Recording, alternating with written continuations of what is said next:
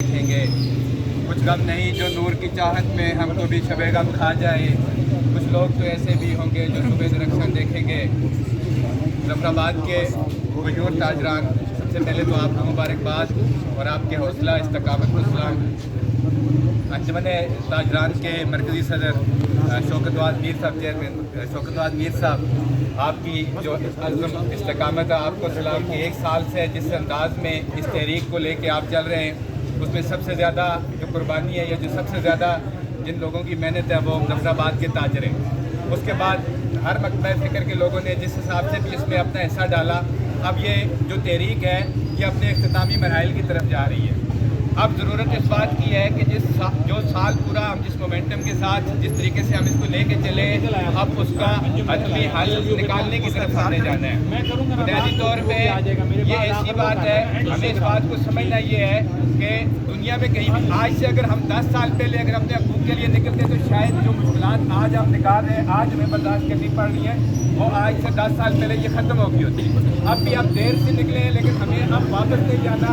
अपने जो हमारे मुतालबात हैं, जो हमारे मसाइल हैं, बुनियादी हकूक़ है, रोटी बिजली पानी, ये हमारा बुनियादी हक़ है। अगर ये हम अपने ये नहीं ले सकते तो फिर हम किसी भी सूरत अपने आप को बाशऊर कहने के हकदार नहीं है।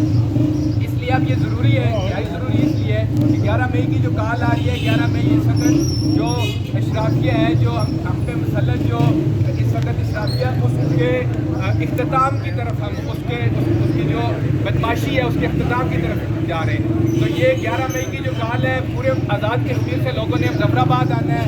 जफराबाद मेज़बान है, हैसियत जफराबादी ये हमारा फ़र्ज़ बनता है कि हम उनको अच्छी मेज़बानी दें।